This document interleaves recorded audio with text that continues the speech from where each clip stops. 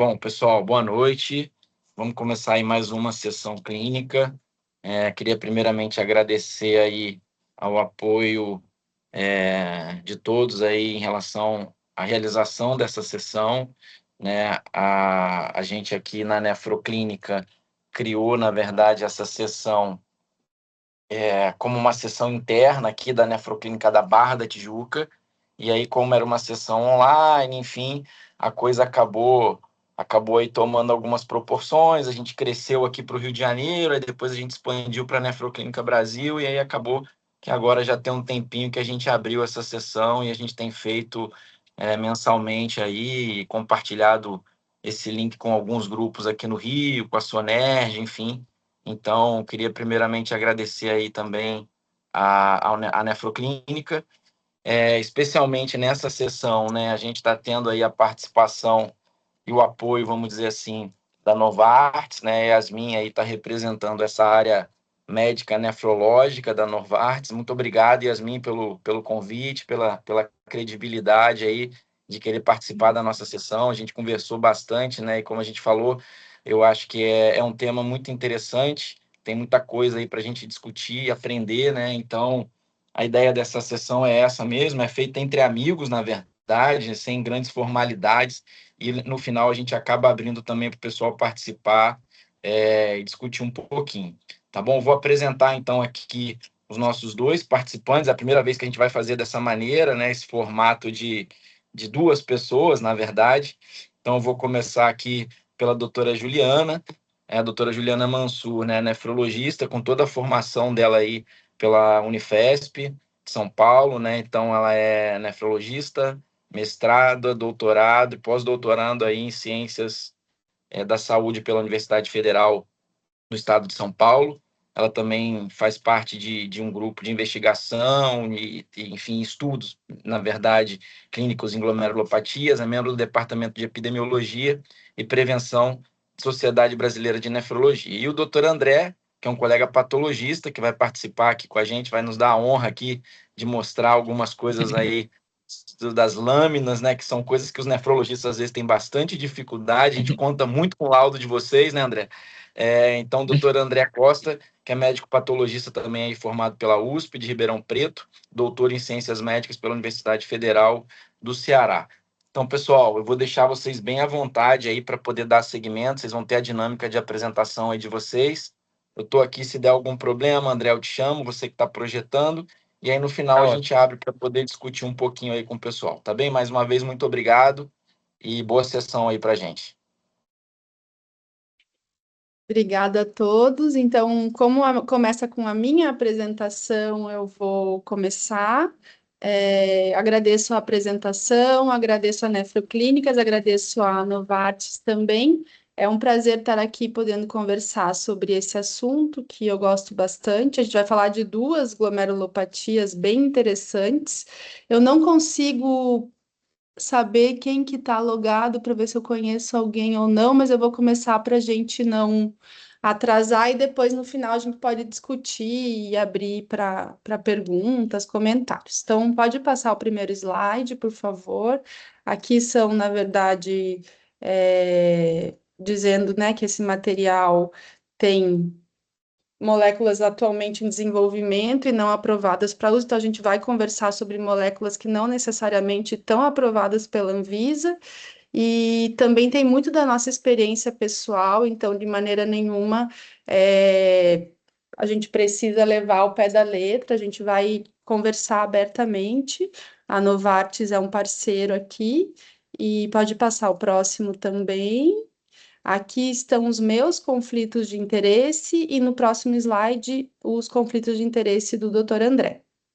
E aí a gente começa de fato a apresentação, nós organizamos, eu, o Dr. André, a Yasmin também nos ajudou com algumas dicas, para que não fique nessa hora do dia de quinta-feira algo muito cansativo. Então a gente vai falar sobre os principais aspectos das duas doenças, e eu, durante a minha apresentação, colocando os pontos principais, eu passo para o Dr. André, que vai nos ajudar com a parte da patologia, e depois ele volta para mim com o tratamento, comentários.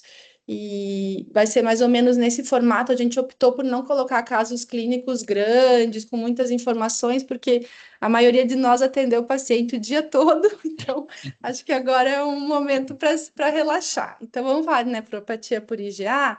Pode passar o próximo, por favor.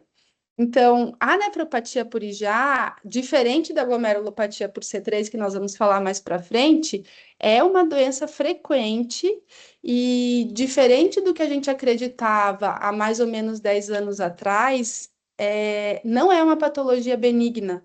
Ela é uma patologia que cursa com perda de função renal e nós temos pacientes jovens em diálise transplantados por nefropatia por IgA.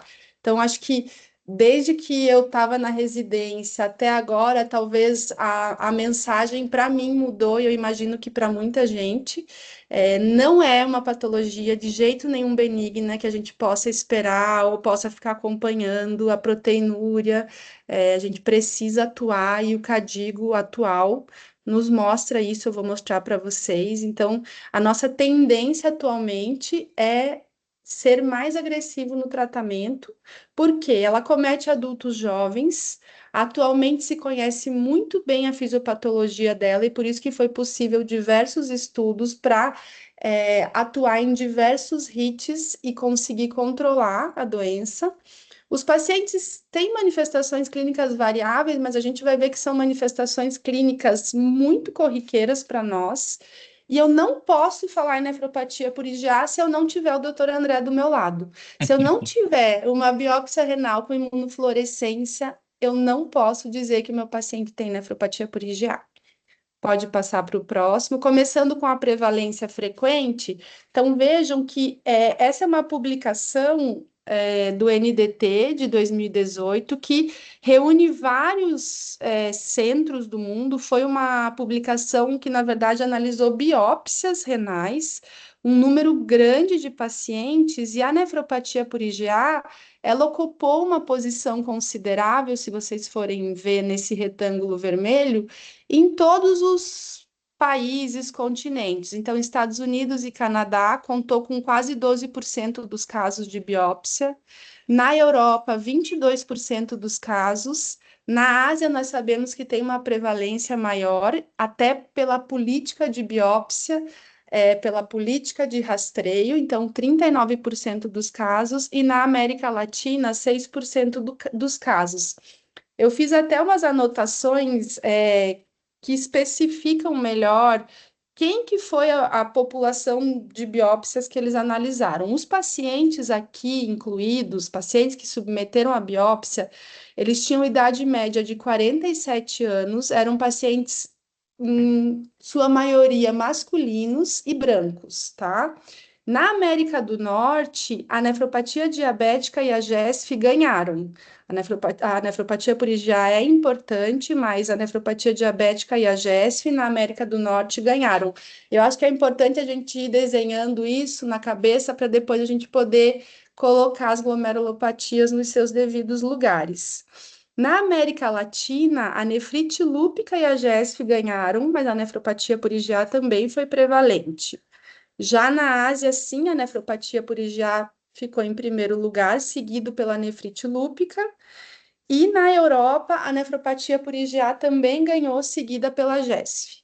Então, vejam que é diferente em continentes, e isso nos leva a crer que os fatores epigenéticos, ou seja, fatores ambientais, fatores de estilo de vida, também têm influência nas glomerulopatias. Pode passar o próximo, por favor. Aqui a gente tem uma importante publicação brasileira do grupo da Unifesp. Foram mais de 9.000 biópsias analisadas, sendo que dessas 9.000, 4.000 eram glomerulopatias primárias. E aqui, simplesmente para a gente saber que a nefropatia por IgA teve uma prevalência alta, ficou muito igual à membranosa e só perdeu para a GESF.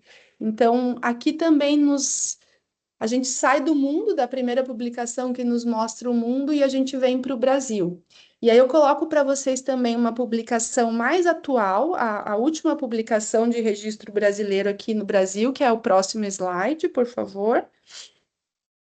Essa publicação contou com 21 centros brasileiros, eles avaliaram mais de 900 biópsias renais, os pacientes também eram adultos jovens, tinham uma idade média de 44 anos, 13% desses pacientes tinham mais que 65 anos, e as principais indicações dessas biópsias foram disfunção renal e síndrome nefrótica, muito parecido com a nossa prática diária, né? 50% desses pacientes eram hipertensos e 15% diabéticos. E vejam que aqui a nefrite lúpica ganhou, no Brasil a nefrite lúpica ganhou com 22% dos casos, seguida pela nefropatia por IgA em 13% dos casos, e a GESF em terceiro lugar. Então, aqui também reflete a nossa realidade, apesar de que esse estudo não englobou todos os centros. Eu acho que o ideal para o futuro é que mais centros sejam incluídos, para que a gente olhe mais biópsias e tenha mais convicção, mas é uma publicação extremamente importante. Então, entendendo qual é a prevalência e se tratando de uma nefropatia prevalente e importante, a gente vai passar para o próximo slide e mostrar para vocês, como eu falei, que a fisiopatologia está muito bem estabelecida. Todos já ouviram falar na teoria dos múltiplos hits, pode passar, e para o paciente desenvolver a nefropatia por IgA, agora, André, é um por um, tá? Vai ficar, se você Tá quiser certo. colocar todos, e daí eu vou falando, porque isso, assim tá ótimo. Para o paciente desenvolver a nefropatia por IgA, em primeiro lugar, ele precisa produzir uma IgA que é deficiente em galactose. Existe uma predisposição para que esse paciente que produz essa IgA deficiente, ele forme anticorpos para reconhecê-la. E aí sim formar os agregados e imunocomplexos que vão alcançar os rins e se depositar nos mesangios. Uma vez depositados, esses imunocomplexos geram uma série de disparos de citocinas pró-fibróticas e pró-inflamatórias e cursam com os estragos que nós vamos ver mais para frente. Mas essa é a teoria dos múltiplos hits. Nós temos hoje em dia terapias que atuam praticamente em cada passo dela. Lógico, os medicamentos todos ainda não estão aprovados, principalmente no Brasil. Mas o mais importante é que nós temos estudos clínicos testando toda essa fisiopatologia. E isso torna a doença ainda mais interessante, porque agora provavelmente nós vamos ter como controlá-la melhor. Pode passar para o próximo. E aqui na nefropatia por IgA, como em várias glomerulopatias, eu tenho o sistema complemento envolvido. Uma vez que os imunocomplexos se depositaram no mesange e ativaram essas citocinas, o sistema complemento é ativado. E aqui, principalmente, a via clássica e a via da lecitina. Por isso que nós temos diversos estudos com medicamentos inibidores do complemento sendo testados, porque é uma via importante de perpetuação da inflamação na doença e até na progressão dela até a doença renal em estágio terminal. Pode passar, por favor. E eu comentei com vocês que os pacientes se manifestam de diversas formas, mas como vocês vão ver nos próximos slides, são os nossos pacientes do dia a dia. Aqui, essa corte de mais de 2.000 adultos e 140 crianças do registro do Reino Unido, chamado RADAR, incluiu pacientes que tinham diagnóstico de IgA, então tinham biópsia que mostrava IgA, e tinham proteinúria de 0,5 grama por dia. Então, vejam que aqui nós temos uma compatibilidade da literatura mundial. Nós temos pacientes adultos jovens, a média de idade foi de 41 anos, e temos uma prevalência aqui um pouco maior até que nas demais publicações, 71% dos casos do gênero masculino. E se nós formos observar essa mesma publicação, a gente vai entender como esse paciente se apresentou. Pode passar o próximo. Esse paciente, ao chegar para ser feito o diagnóstico, ele era um paciente discretamente hipertenso, então vejam que a PA sistólica média era de 138 milímetros de mercúrio. Ele tinha uma proteinúria que não é uma proteinúria desprezível, mas não é uma proteinúria nefrótica e nem síndrome nefrótica. Eu tenho uma média de proteinúria de 2,4 gramas. 7% dos casos tinham sim proteinúria nefrótica. E o mais interessante para mim é que, ao diagnóstico, esses pacientes tinham uma taxa de filtração estimada de 55 ml por minuto. Então, eu tenho pacientes jovens que chegam para nós com perda de função renal. E, para mim, isso mostra que esses pacientes chegam tarde. E aí, nós vamos precisar também, junto às sociedades, chegar antes para os nossos pacientes e melhorar nosso sistema básico de saúde para que esses pacientes sejam reconhecidos antes e não cheguem para nós tarde. Aqui ao lado eu montei esse gráfico para mostrar que a maioria dos pacientes eles se apresentavam com doença renal crônica estágio 3 e 2. O azul ali confunde um pouco, mas 42% são pacientes que estavam se apresentando com estágio 3 de DRC e 21% com estágio 2 de DRC. Pode passar para o próximo. Essa próxima publicação eu peguei do DAPA-CKD para a gente também ter uma ideia, que foi uma corte grande de pacientes, e os pacientes aqui também tinham idade média de 51 anos, uma pressão arterial sistólica média um pouco mais baixa do que no radar, uma proteinúria mais baixa, 0,9 gramas, mais uma taxa de filtração também reduzida, de 55 ml por minuto. De maneira que a gente consegue ter uma ideia que é um paciente jovem, discretamente hipertenso, com proteinúria. Muitos desses estudos também mostram hematúria, foi um dado que eu não coloquei aqui, mas se a gente for na publicação, a gente vai ter hematúria e vai ter as apresentações com hematúria dismórfica, proteinúria, hipertensão, configurando quase que uma síndrome nefrítica. Pode passar, por favor. Aqui a gente já falou, eu acho que essa ordem está repetida. Mas, na verdade, desculpa, na verdade eu coloquei de novo esse slide só para exemplificar que essa fisiopatologia toda, e aí eu já estou abrindo a sala para o doutor André, ela vai cursar, pode passar o próximo, por favor, com lesão podocitária, então toda essa fisiopatologia da produção da IgA, do reconhecimento, da formação de imunocomplexo e da deposição, vai cursar com lesão podocitária, ruptura da barreira de filtração glomerular, filtração desses complexos imunes.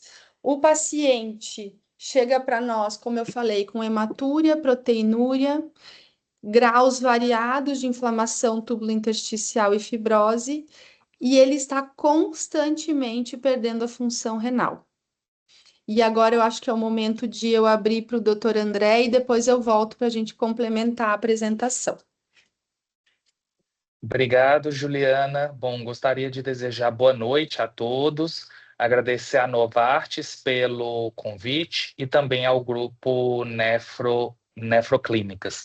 Bom, pessoal, eu vou apresentar de forma breve aqui 3 casos clínico-patológicos, onde primeiramente eu vou abordar um caso clássico de nefropatia por IgA e depois eu vou passar para casos mais espinhosos, por assim dizer, que envolvem o diagnóstico patológico dessa glomerulopatia. Aqui, como já foi mostrado, são os meus conflitos de interesse.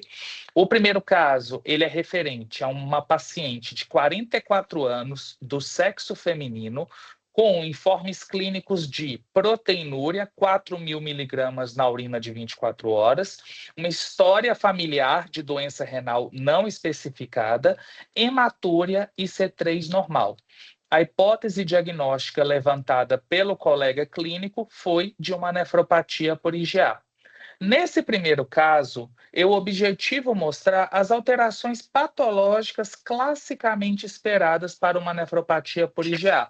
O padrão mais comum de manifestação ao exame patológico é o de proliferação mesangial, ou seja, o glomérulo mostra um aumento do seu volume, é um glomérulo aumentado, E esse aumento se deve principalmente a um aumento do número de células no compartimento mesangial. Além disso, nesse caso, aqui é uma imagem da coloração de Masson mostrando uma área de esclerose segmentar. Aqui vocês podem visualizar uma sinéquia, ou seja, uma adesão dessas alças capilares glomerulares à cápsula de Bowman, com aumento da deposição de tecido fibrocolagênico. A nefropatia por IgA pode apresentar qualquer padrão morfológico à microscopia óptica. Aqui são os dois padrões principais. O que vai definir o diagnóstico de IgA? Estudo de imunofluorescência. Positividade moderada a forte para IgA, principalmente no compartimento mesangial, em 90% dos casos acompanhada com positividade para C3. Então, esses são achados histológicos de microscopia óptica e de imunofluorescência, classicamente atribuídos à nefropatia por IgA. O padrão mais comumente observado, como eu já mencionei, é o de hipercelularidade mesangial, porém eu posso observar qualquer um desses padrões morfológicos. É comum que eu observe cilindros hemáticos também, obstruindo o lúmen dos túbulos, principalmente túbulos proximais. Pode haver uma inflamação intersticial e até mesmo casos de microangiopatia ou vasculite com sobreposição.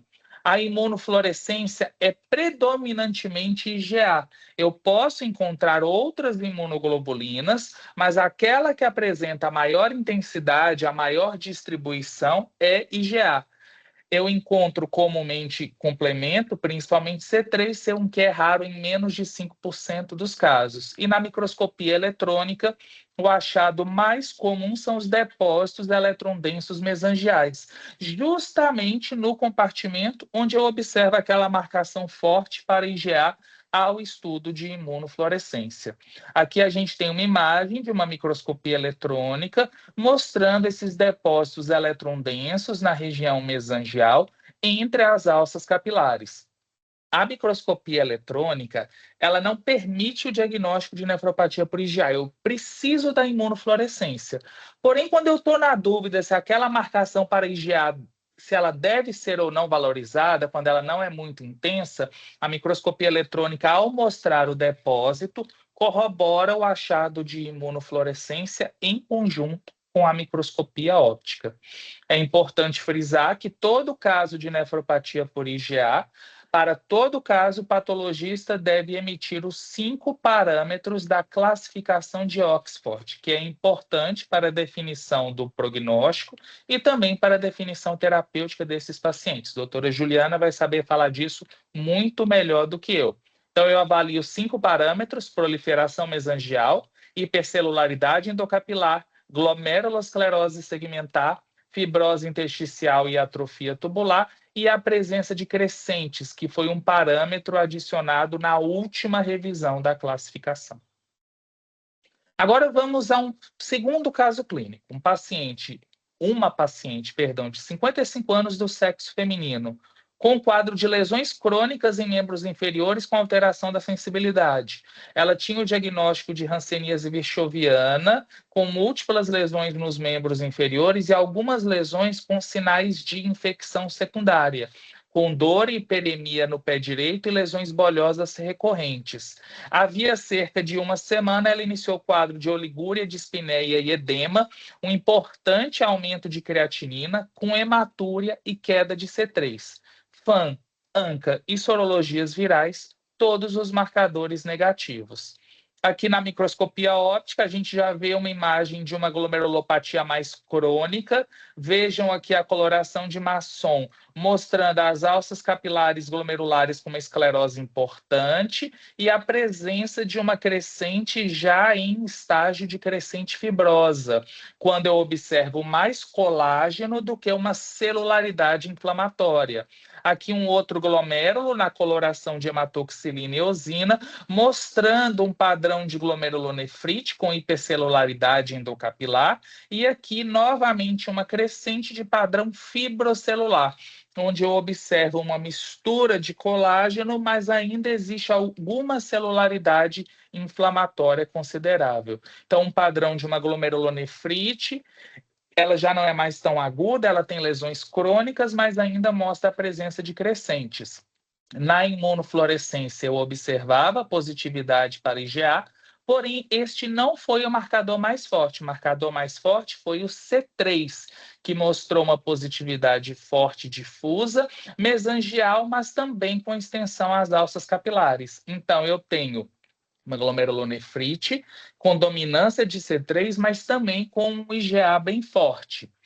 A microscopia eletrônica foram observados depósitos eletrondensos, porém não em topografia mesangial, e sim em topografia subepitelial, acima da membrana basal glomerular, caracterizando os ramps. Ramps são depósitos eletrondensos mais comumente associados a glomerulonefrites relacionadas à infecção. Então, apesar da positividade para IgA, o diagnóstico mais apropriado para o caso é o de uma glomerulonefrite relacionada à infecção com deposição de IgA. Ao contrário da IgA primária, compromete pacientes com idade mais avançada, a hematúria é mais importante, mais comumente observa-se queda de C3 e ela tem uma associação com a infecção por Staphylo aureus, principalmente. Pode ser infecção cutânea, de partes moles, até mesmo uma endocardite infecciosa. Histopatologicamente, parece uma IgA, mas tem um componente exudativo mais importante. Na imunofluorescência, predomina C3, a IgA. Então, na nefropatia por IgA primária, o C3 acompanha o IgA. Na relacionada à infecção com IgA, a IgA acompanha o C3. E a imunofluorescência tem positividade mais intensa em alças, enquanto na IgA primária é mais mesangial. E os depósitos de eletrônica são mais mesangiais na primária, enquanto na relacionada à infecção eles são mais subepiteliais. Um marcador que pode auxiliar no diagnóstico diferencial, nem sempre o paciente tem essa história de infecção bem documentada, é o marcador KM55. É um marcador avaliável pela imunofluorescência, um anticorpo monoclonal dirigido contra a imunoglobulina que está envolvida na fisiopatologia da nefropatia por IgA. Eu espero que a gente tenha uma imagem de uma nefropatia por IgA na imunofluorescência tradicional, com IgA, e aqui o KM55 em um caso por IgA primária. Na glomerulonefrite relacionada à infecção, vejam que eu não estou falando pós-infecciosa, a infecção pode estar em atividade, a IgA predominante patogênica não é IgA1 com deficiência de galactose, então eu espero que este marcador seja muito fraco ou negativo, assim como em outras doenças nas quais eu posso observar a deposição de IgA, como na nefrite lúpica, só que aí o padrão é Furhouse, membrana proliferativa, dentre outras condições.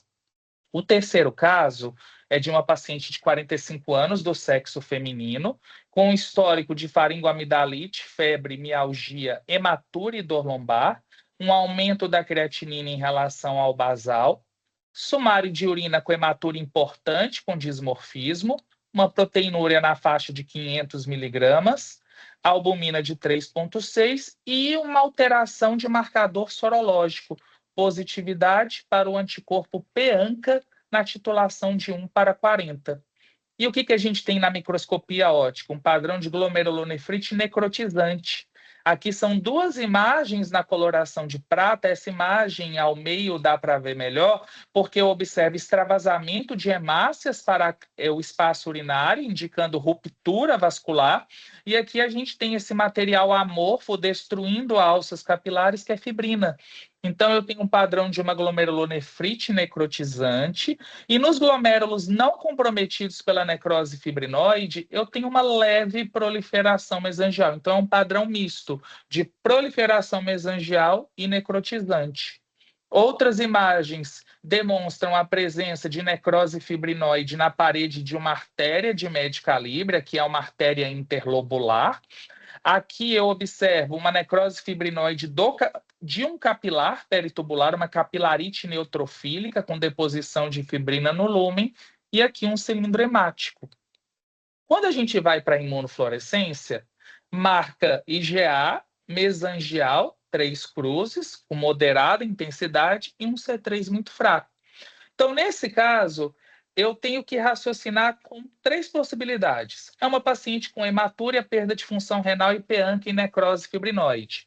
Será que é uma glomerulonefrite por ANCA? A gente sabe que pode haver, apesar de serem chamadas de falsa imune, pode haver uma marcação fraca para a imunoglobulina, só que geralmente não é exclusiva para IgA. Eu observo, além disso, IgG, IgM e complemento em uma pequena intensidade. Será que é uma nefropatia por IgA, uma vasculite por IgA e o ANCA, ele é secundário na fisiopatologia dessa doença ou é uma associação? Na vasculite por IgA, o ANCA raramente é encontrado. E ela vai se manifestar na microscopia óptica como uma glomerulonefrite proliferativa difusa, como se fosse uma GNDA. Enquanto aqui eu tenho um padrão mais de necrose fibrinoide e não de múltiplas crescentes nem de hipercelularidade endocapilar. O melhor diagnóstico para esse caso é de uma glomerulonefrite relacionada à ANCA, com deposição de IgA. Acredita-se que seja uma sobreposição das duas entidades, compromete pacientes mais jovens que aqueles com glomerulonefrite relacionada ao ANCA, tradicionalmente. Os valores de provas inflamatórias são comumente mais elevados que naqueles com nefropatia por IgA, e nesses casos, geralmente o ANCA encontrado é o PANCA. A marcação para IgA não é uma marcação fraca, é uma marcação típica de nefropatia por IgA, porém eu não observo outros achados da vasculite por IgA, como uma hipercelularidade endocapilar exuberante. A microscopia eletrônica mostra os depósitos e esse paciente usualmente tem uma melhor responsividade à imunossupressão do que um paciente com vasculite por IgA clássica. Então, eu coloquei um caso clássico e 2 outros casos que entram no diagnóstico diferencial e mostram a complexidade do exame patológico. Agora eu passo a bola novamente para a doutora Juliana. Muito legal, doutor André. Gostei dos casos e é importante a gente entender, né, que a clínica ajuda muito os patologistas. Por exemplo, se você não soubesse da infecção, da hanseníase e do membro inferior ali infectado e tudo mais, ficaria difícil. E a gente pode até discutir mais para frente as hipóteses diagnósticas, mas nem tudo que deposita IgA é de fato nefropatia por IgA. Acho que a mensagem principal é essa. Gente, eu Com vou dar certeza. uma corrida porque a gente está com o tempo adiantado, mas esse slide eu só quero finalizar dizendo que a proteinúria, essa curva de Kaplan-Meier é uma curva clássica do estudo com nefropatia por IgA. Ela divide em níveis de proteinúria e sobrevida renal. Então, vejam que quanto maior a proteinúria, menor a sobrevida do rim. E isso é importante porque nós não podemos perder tempo. Nós precisamos, hoje em dia, atuar até em proteinúrias mais baixas que 1 grama. Pode passar o próximo, por favor. E também para dizer que os pacientes, de fato, eles evoluem com falência renal dentro de 20 anos do diagnóstico, ao redor de 50% a 75% dos pacientes. Esse gráfico, na verdade, divide em adultos e crianças. Vejam que as crianças perdem função renal mais lentamente do que os adultos, mas ambos perdem, e por isso que é motivo de preocupação e de vários estudos. Pode passar, por favor. De maneira que, hoje em dia, a gente entende o paciente com nefropatia por IgA e nós precisamos atuar em 3 pilares: na produção da IgA patogênica, na inflamação glomerular que está ocorrendo pela deposição de imunocomplexos e na consequência de tudo isso, que são as perdas de néfrons. Pode passar o próximo, por favor. Esse aqui é o CADIGO de 2025, provavelmente vocês já tiveram oportunidade de ver e de ler, e eu acho que tem 2 mensagens muito importantes aqui. Quando a gente lê o texto do CADIGO e escutando as aulas, nós entendemos que nós precisamos hoje em dia fazer todo o tratamento de maneira simultânea. Então, eu não vou primeiro colocar inibidor de ECA ou BRA, e depois eu vou colocar o inibidor da SGLT2, e depois eu vou tentar, por exemplo, uma budesonida entérica e depois eu vou tentar o glucocorticoide. Não, na verdade, nós vamos atuar em todas as frentes, no que for possível, para reduzir o máximo a proteinúria do paciente e, consequentemente, reduzir a progressão da doença renal. Vejam que nós temos como manejo conservador, inibidor de ECA ou BRA, inibidor do sistema renina-angiotensina. Temos inibidores da endotelina, tá? Que são a trazentana e esparzentana, que vão atuar também reduzindo proteinúria, mas pela consequência de hiperfiltração. E temos os inibidores da SGLT2 que estão aprovados para doença renal crônica proteinúrica. Então, nós podemos utilizar nos nossos pacientes. No Brasil, nós temos, na verdade, ainda os glicocorticoides como tratamento para os casos que têm proteinúria com ou sem perda de função renal. O Nefecon, que é a budesonida de liberação entérica, foi o primeiro tratamento aprovado para IgA, mas nós ainda temos dificuldade em tê-lo, em prescrevê-lo. Os pacientes muitas vezes tentam importar. É um medicamento que mostrou redução de proteinúria, ele age ali na produção da IgA mal formada. E aqui também o Cadil coloca alguns tratamentos extras, como micofenolato, cloroquina e tonsilectomia, mas são mais voltados para a população asiática. E sempre considerar esse paciente para um estudo clínico. Então, vejam que aqui nós estamos atuando em várias frentes ao mesmo tempo. E uma outra coisa importante que o Cadigo fala é para a gente usar a calculadora de predição renal, de predição de progressão.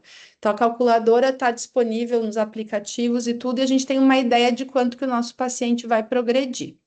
Podemos passar para o próximo.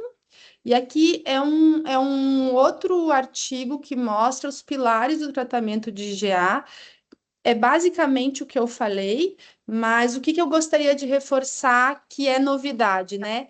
Em tentar reduzir a produção da IgA mal formada, eu tenho os inibidores ou moduladores das células B, que são os inibidores de BAFF ou APRIL, que são até inibidores de CD38. Temos também, além dos renoprotetores que estão aqui na parte da esquerda da figura, tentando atuar na inflamação, os inibidores do complemento. Temos estudos com iptacopan, que é inibidor do fator B do complemento, estudos com outros inibidores do complemento também. Enfim, temos várias áreas para atuar e vários estudos para serem concluídos, e temos sim chance atualmente de reduzir muito mais a proteinúria do que no passado. E aí a gente já vai passar rapidamente para C3. Depois que eu colocar os principais aspectos, eu vou de novo passar para o doutor André e depois a gente finaliza com o tratamento de C3. Como a gente colocou essas duas apresentações, essas duas doenças juntas, é interessante a gente ver a diferença. A nefropatia por IgA, eu comecei dizendo que era frequente. A glomerulopatia por C3 é uma doença rara ou ultra rara, que tem um grande... Para mim, uma grande questão, porque ela comete crianças também, né? Então, a nefropatia por IgA também, mas aqui a glomerulopatia por C3, nós vemos crianças. Então, esse como é uma doença com prognóstico que não é bom, você vê uma criança evoluir para diálise, a gente precisa atuar bastante, né? E essa doença tem um prognóstico ruim, e os pacientes vão evoluir para doença renal crônica terminal em sua maioria. O protagonista aqui, diferente da nefropatia por IgA, é a desregulação da via alternativa do complemento, seja por desordens genéticas ou adquiridas. E se eu for, aqui eu também preciso de um diagnóstico da ajuda do meu patologista, né? Eu preciso da imunofluorescência mostrando os fortes depósitos de C3 em detrimento das outras imunoglobulinas. E se a gente fizer a microscopia eletrônica, nós vamos subdividir a glomerulopatia por C3 em glomerulonefrite por C3 e doença de depósitos densos.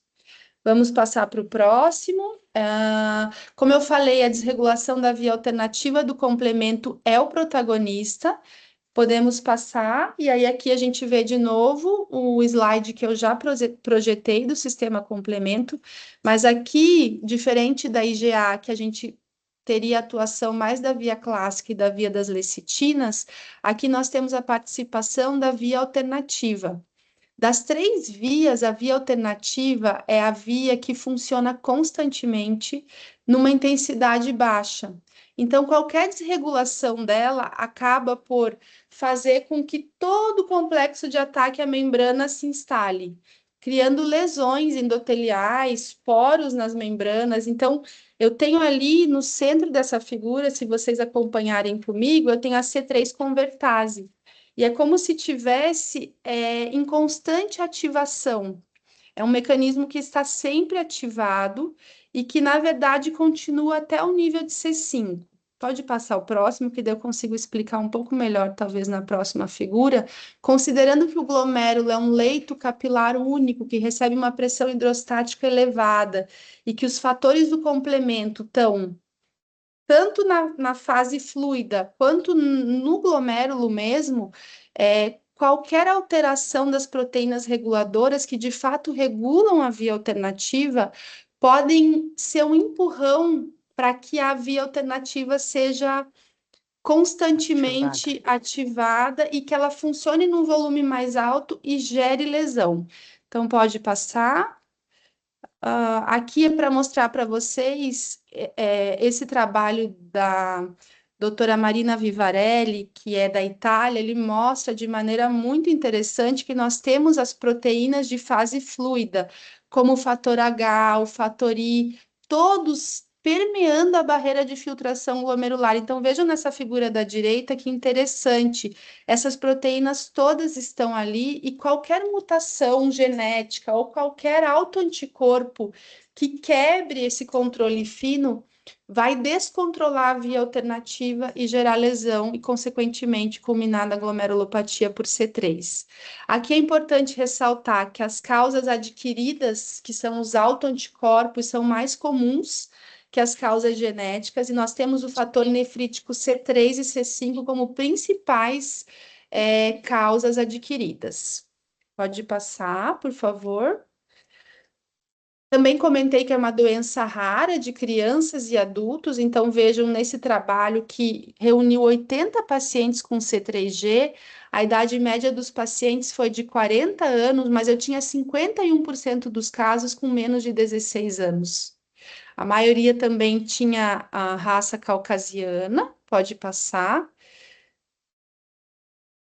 E esses pacientes, vamos ver como que eles se apresentaram. Então, aqui nós temos a hematúria microscópica, de maneira bem prevalente, em quase 70% dos casos, acompanhada ou não por proteinúria nefrótica, por disfunção renal e por um C3 reduzido.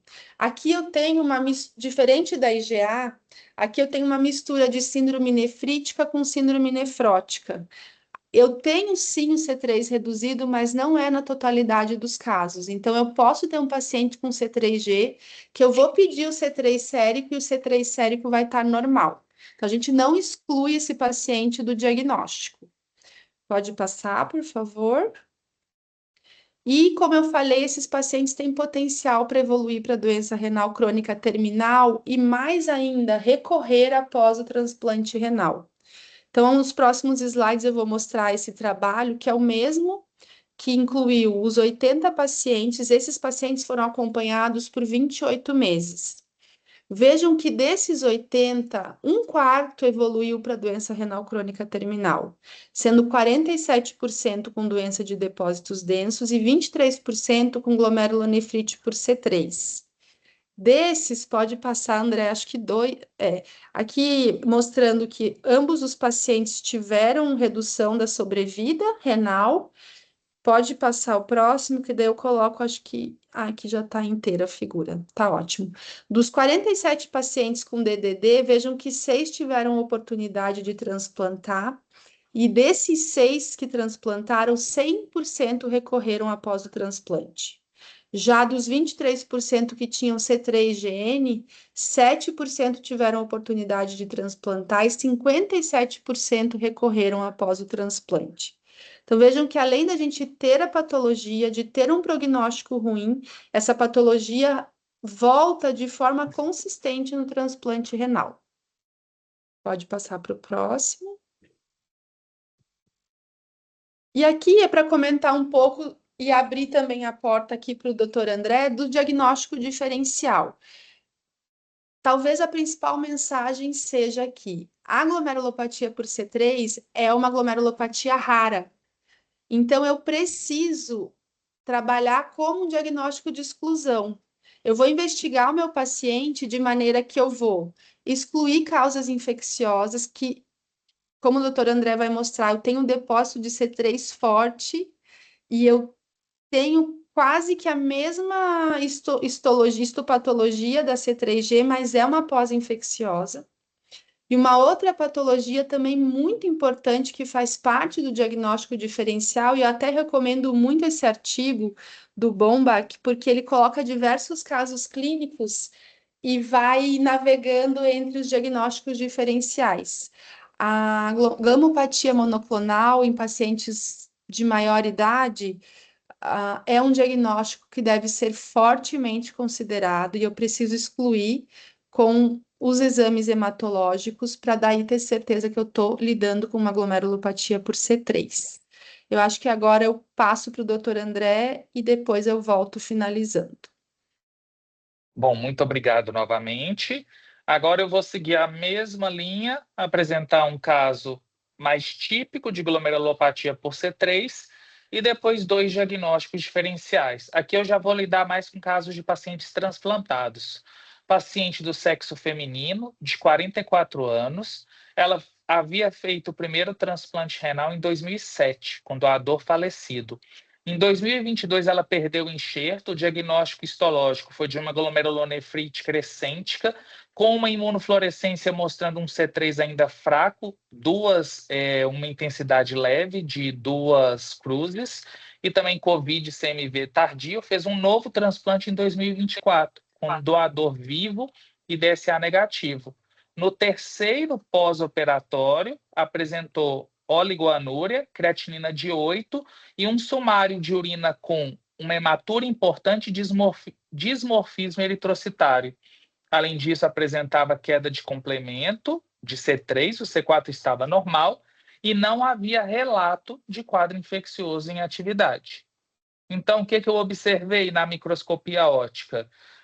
Um padrão de proliferação mesangial. Lembra o caso anterior de nefropatia por IgA? Eu vejo um glomérulo na hematoxilina e eosina aumentado de tamanho, ocupando uma maior parte, certo, do campo microscópico de grande aumento, e um aumento do número de células no compartimento mesangial, uma proliferação mesangial leve.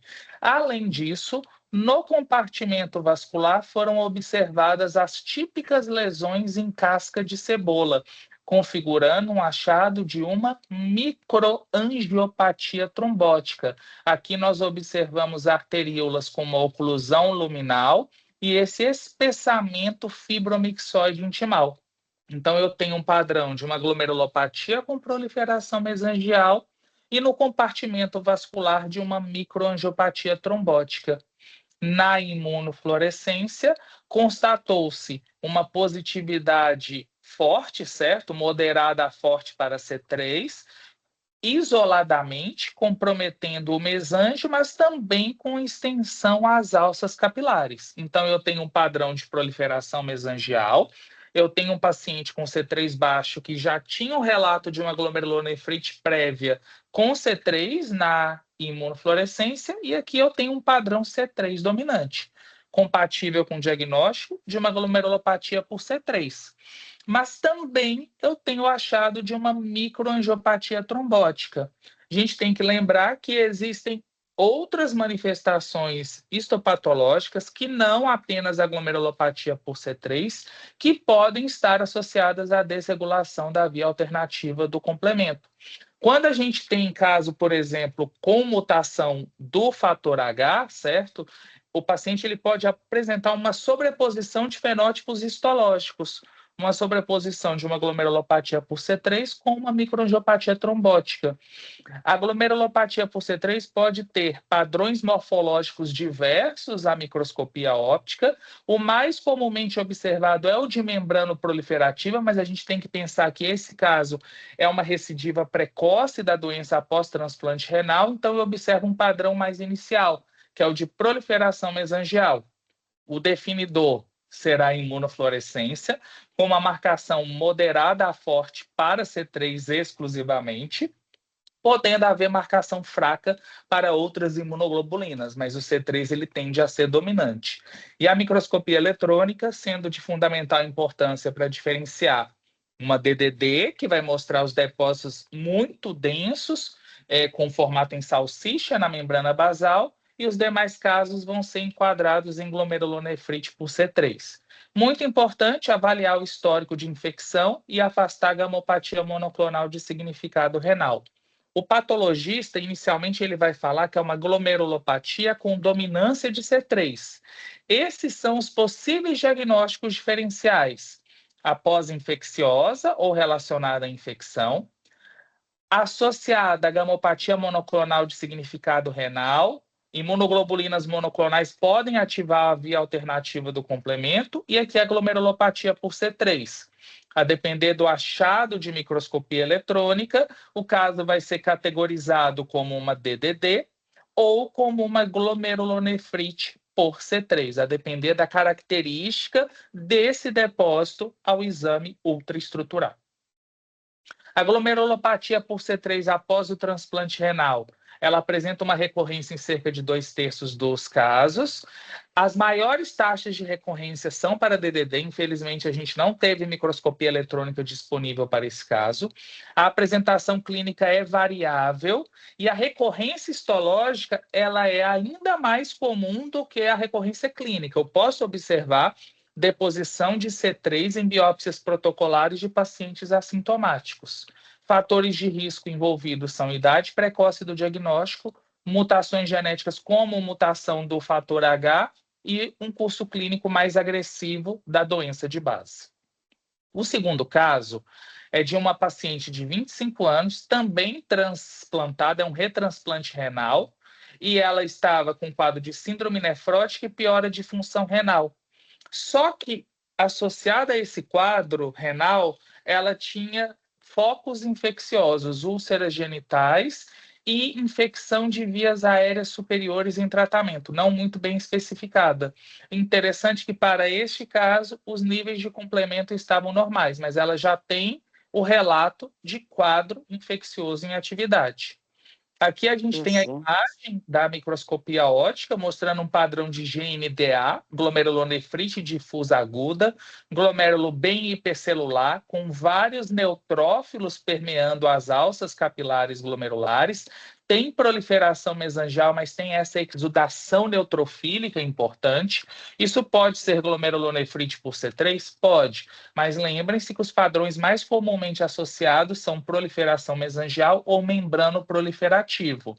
Aqui a gente tem na coloração de Masson a presença de ramps visualizáveis à microscopia óptica, essas proeminências fucsinofílicas avermelhadas na coloração de Masson que estão sobre a membrana basal. Isso corrobora o padrão de GNDA com a presença de ramps, corrobora o diagnóstico de uma glomerulonefrite relacionada à infecção.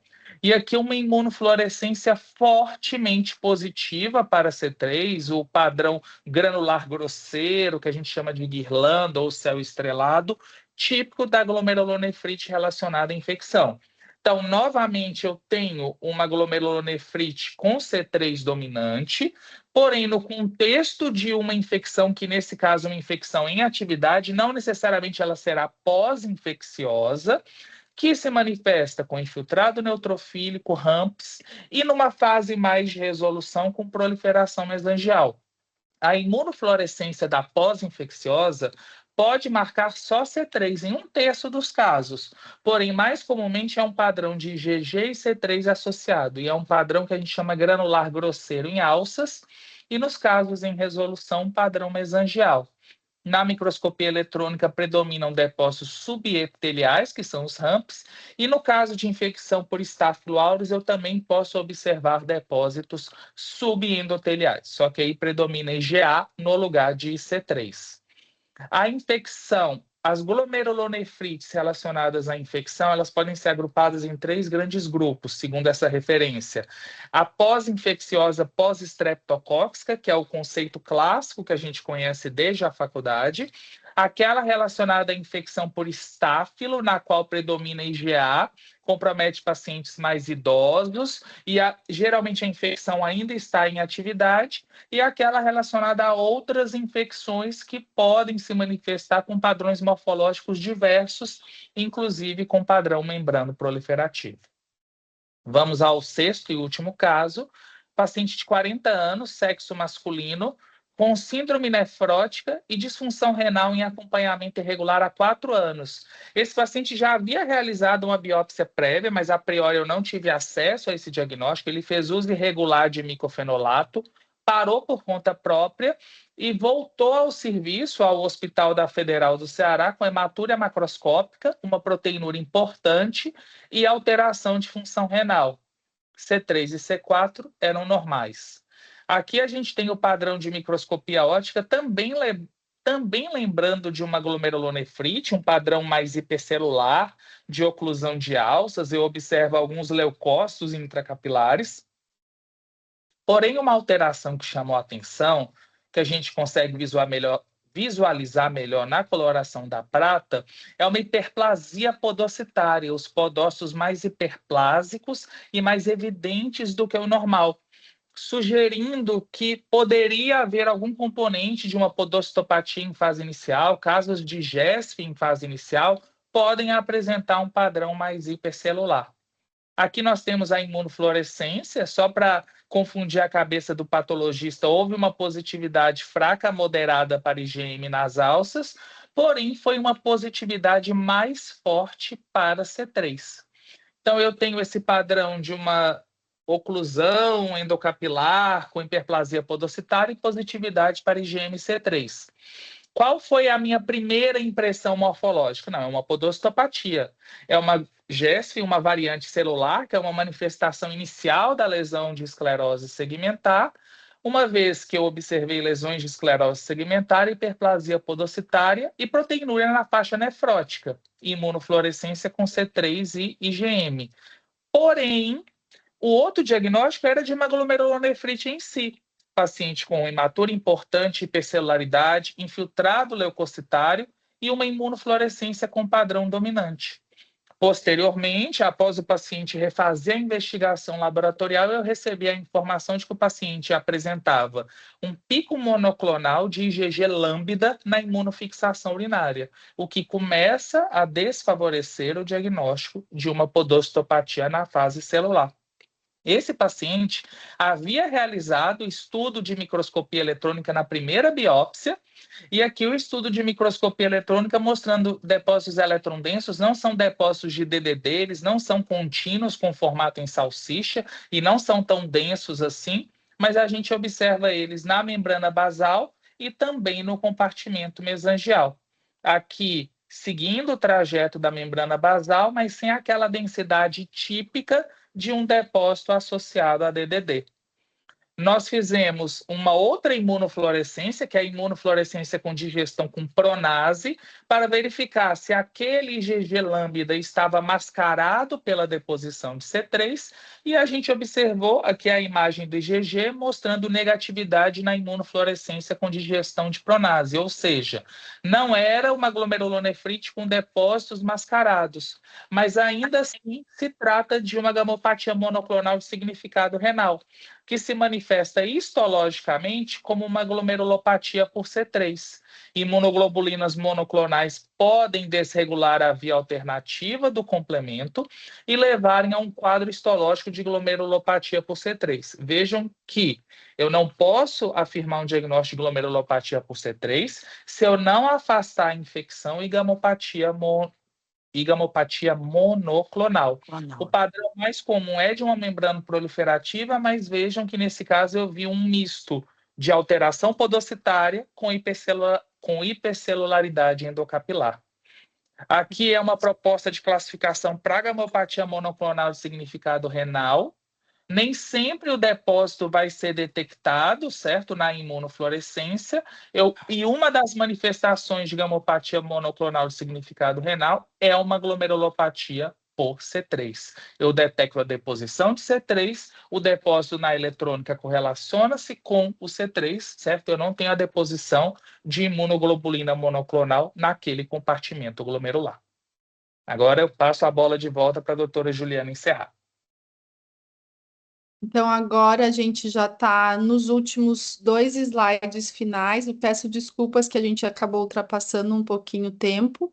Muito bonitas as imagens, doutor André. Gostei muito, até na hora que mostrou ali o depósito, a gente entender. Vocês, na verdade, conseguem diferenciar melhor, né? O tipo do depósito, o jeito que ele está na membrana basal. Isso é muito bonito da gente associar a clínica com essas imagens.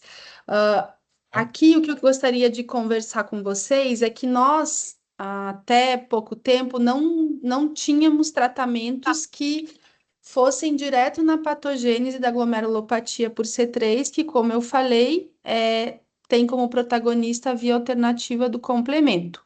O que nós temos como CADIGO seria dividir os pacientes com proteinúria acima de 1 grama e disfunção renal, e ou fazer cuidados de suporte ou juntar o corticoide com o micofenolato. O uso de micofenolato com corticoide ele é baseado em estudos retrospectivos. Os resultados são variáveis, mas de fato é uma terapia que a gente usa porque era o que a gente tinha para fazer.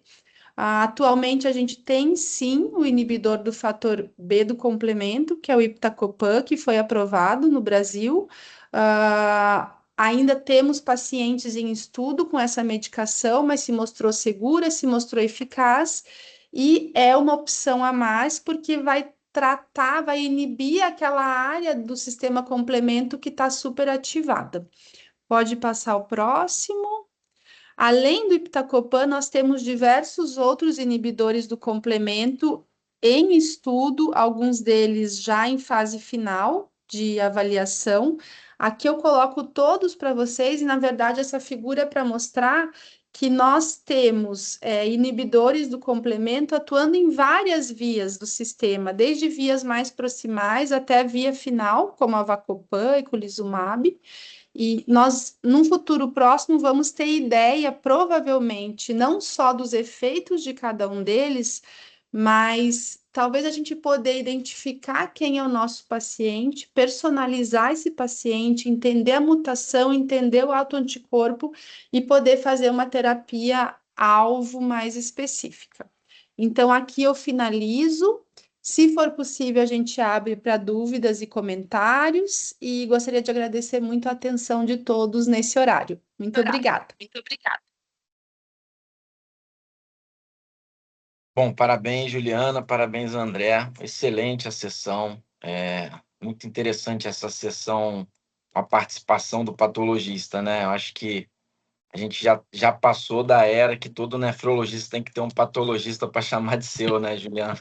Assim, e aí, assim, eu vou até aqui fazer um comentário, até uma provocação, a gente conversou isso com a Yasmin também, né? Eu acho que a nefrologia está vivendo um novo momento, né? A gente só vê cada vez mais medicamentos chegarem, né?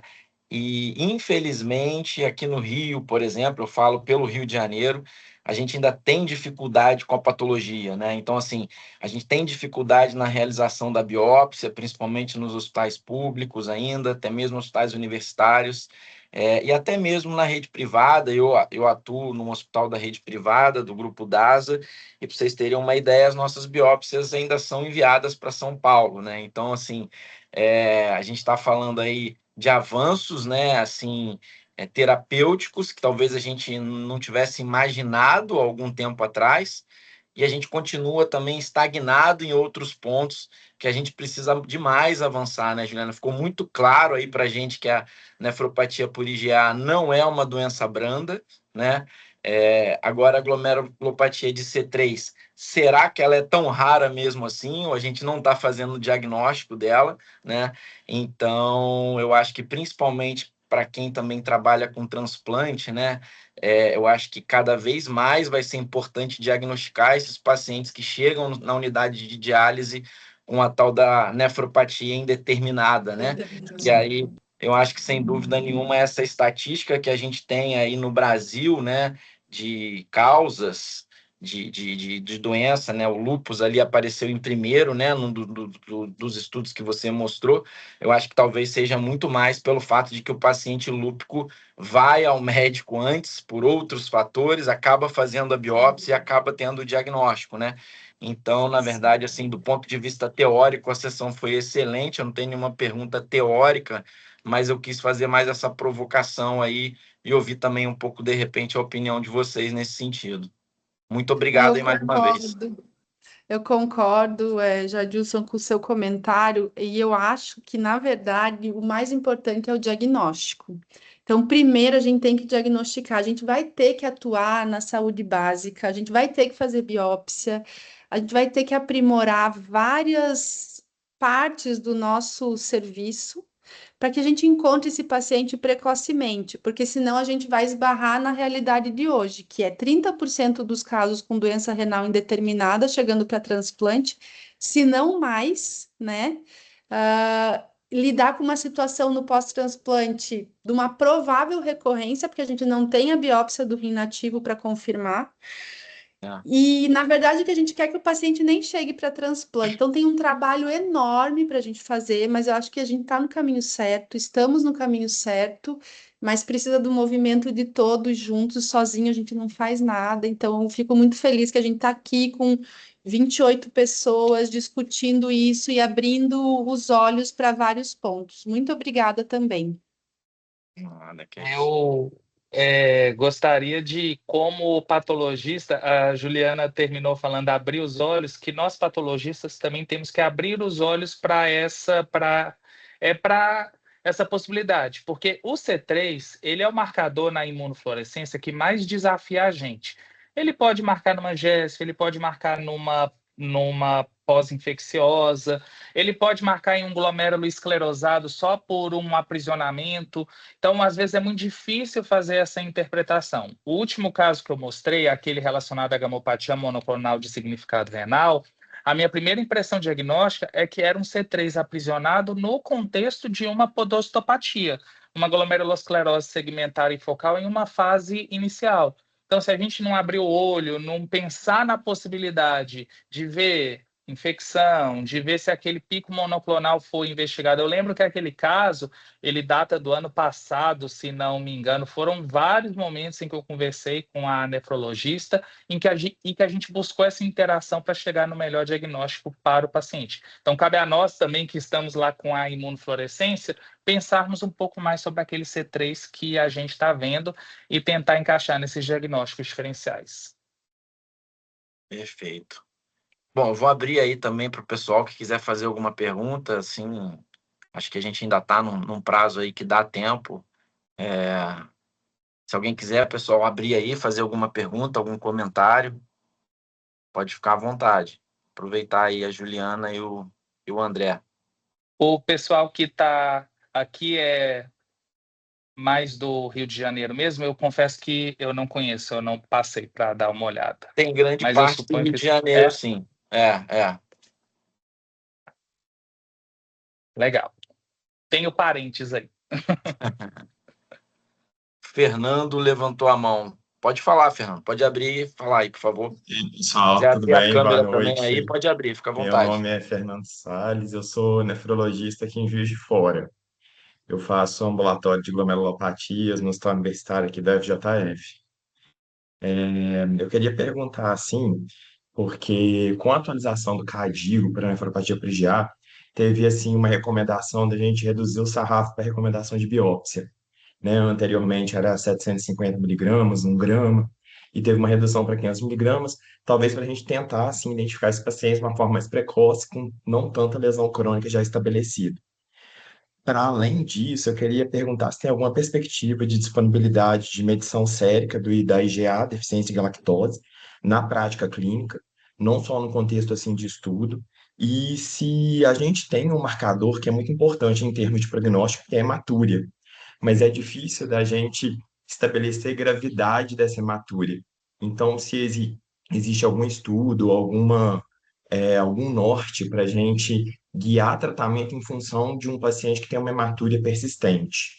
E eu queria só acrescentar também uma pergunta que eu fiquei com dúvida sobre a apresentação do André, sobre esse marcador que ele colocou, o KM55. Como que isso é visto? Como isso é avaliado na biópsia? Certo. É, Pode começar, Juliana, depois eu falo da biópsia. Então, você tem razão, Fernando. O Cadigo, ele baixa a proteinúria para a gente atuar em 0,5, né? E antes isso era 1 grama. Então, essa foi uma modificação importante justamente para a gente começar a tratar antes os pacientes, ah, e biopsiar antes e encontrar esse paciente. A hematúria, ela é um marcador importante, a gente acompanha ela e, principalmente nos estudos patrocinados, a gente conseguiu ver redução de hematúria. No entanto, ela é um marcador muito difícil de lidar na prática, porque como a gente tem que enviar a amostra para fora, é, não é um marcador fácil. Então, ele não foi incluído na grande parte dos estudos como endpoint primário, foi mesmo a proteinúria e taxa de filtração estimada. Mas a hematúria deve fazer parte da nossa avaliação e é para melhorar, tá? Então, é um marcador bastante importante. Não sei se eu respondi as tuas perguntas, acho que tinha uma no meio que eu perdi.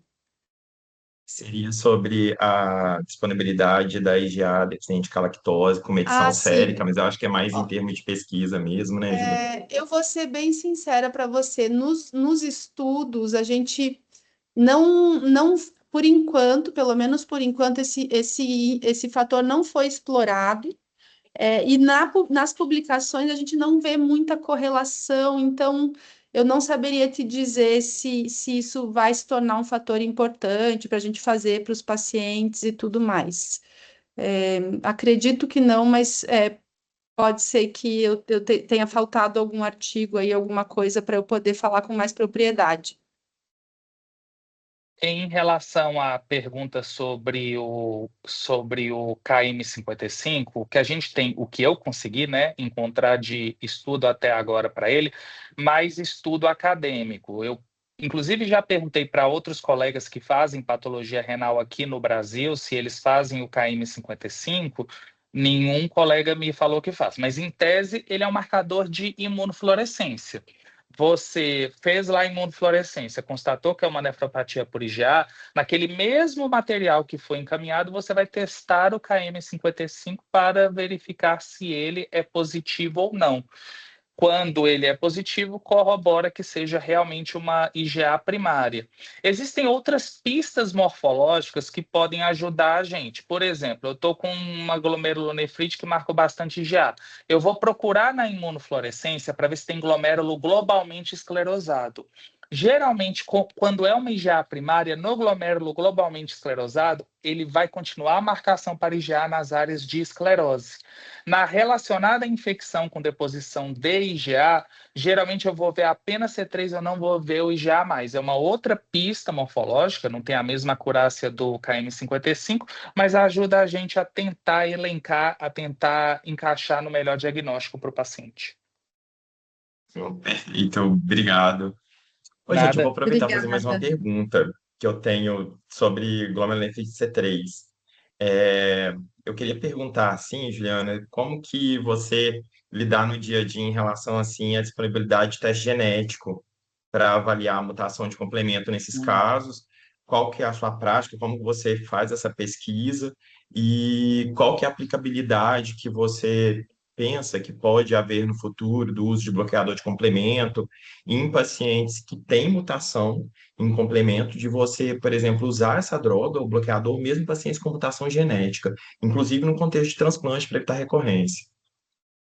Então, com relação a teste genético, falando do ambulatório aqui da Unifesp, que a doutora Giana coordena, que é a nossa principal fonte de pacientes, até para os estudos clínicos e tudo, nós não disponibilizamos, nós não temos, tá? A gente não faz teste genético. Ah, é muito difícil a gente pedir, porque é difícil a gente conseguir, os pacientes não têm condições, né? O que acontece é que nos estudos patrocinados, aí eles fazem toda essa avaliação e a gente acaba tendo os dados dos estudos das publicações. Então, atualmente não é a nossa realidade, mas a gente vem trabalhando com a indústria farmacêutica para tentar disponibilizar. Talvez um kit com as principais mutações, obviamente não todas, mas as mais importantes, fator nefrítico C3, C5, mutação do fator H, enfim.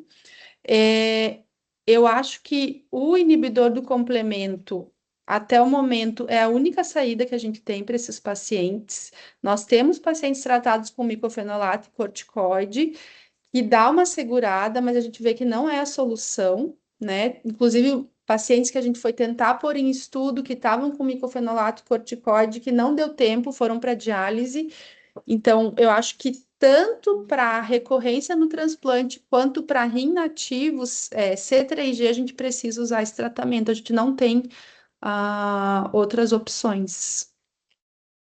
Então, a minha cabeça é essa, mas aí, assim, todos os inibidores do complemento que estão sendo estudados têm mostrado resultados satisfatórios. A gente ainda carece, principalmente, de estudos de longo prazo, né, para ver a estabilização ou melhora na taxa de filtração, mas, por exemplo, a PIR, que foi o estudo da Novartis em C3G com iptacopan, o paciente diminuiu a inclinação da curva, então ele estava inclinado para perder função renal e a curva simplesmente estabilizou. Então, a gente estabilizar a função já é muito bom, né?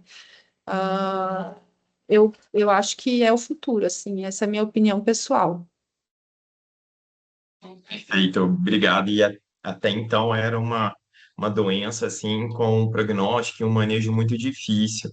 Então, assim, a possibilidade de a gente ter essas opções terapêuticas é realmente muito animador, né?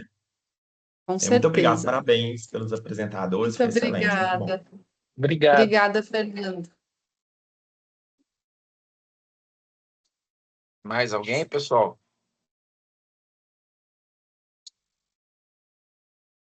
Ninguém mais? Bom, então, pessoal, acho que a gente já está chegando aí às 9h30 da noite, acho que 1h30 aí é mais ou menos o tempo que a gente programa mesmo. Antes de dar os parabéns e a gente encerrar, eu só queria chamar aqui a atenção e parabenizar a doutora Maria Isabel, aqui do Rio de Janeiro, que participou recentemente, né, de um estudo que foi publicado aí na New England, está todo mundo muito orgulhoso dela. Ela atualmente é presidente aqui da sociedade, né, do Rio de Janeiro. Ela me mandou uma mensagem dizendo que queria muito estar participando, mas que estava com uma questão familiar boa lá com os filhos, enfim, ela entrou um pouquinho, mas falou que não ia poder continuar, mas eu deixo aqui em meu nome, em nome certamente de toda a sociedade do Rio de Janeiro, os parabéns aí a Maria Isabel, que é uma pessoa multiuso, né? A Maria Isabel tem um dia que deve ter umas 50 horas, né? Ela surfa de manhã, ela é chefe de serviço, ela é coordenadora de unidade de diálise, ela publica, então, assim, Tem cada 3 filhos. é impressionante, né? Então, assim, ela realmente é uma pessoa que a gente tem muito orgulho aqui no Rio e gostaria de deixar aqui os parabéns para ela antes da gente encerrar. E, mais uma vez, muito obrigado, Juliana, André. Acho que foi uma sessão extremamente produtiva e eu acho que certamente a gente vai voltar a conversar sobre esse tema algumas vezes daqui para frente, né? Então, queria agradecer aí a vocês pela excelente sessão, agradecer também a Novartis, né, que nesse momento aí tá também visitando a gente, falando sobre a doença, né, trazendo o tema para a gente poder discutir, porque obviamente os diagnósticos só vão ser feitos a partir do momento que a gente se acostumar a pensar, a biopsiar e a fazer o diagnóstico, né? E que bom que essa perspectiva aí de bloquear o complemento traz boas bons resultados, né? Principalmente no caso do transplante, eu acho, né? Porque realmente, né, um retransplante perdido precocemente por uma doença que a gente não pode fazer nada, falando principalmente no doador vivo, né? Talvez seja o pior cenário que a gente passa, né, quando faz transplante. Então, gente, mais uma vez, muito obrigado. Fiquem à vontade aí também para dar a palavra final de vocês. E assim que tiver disponível a gravação, eu também disponibilizo para a gente poder compartilhar e ver se a gente consegue atingir mais pessoas, tá? Muito obrigado, pessoal. Também queria agradecer, boa noite a todos e eu fico à disposição. Muito obrigada. Também agradeço o convite, a oportunidade, desejo boa noite a todos e um bom Natal, um bom fim de ano para todos nós. Valeu, pessoal. Obrigado aí. Uma boa Tchau, noite, boa Obrigada, então. boa noite. Até a noite. próxima. Tchau. Obrigada. Tchau, Tchau, tchau. tchau.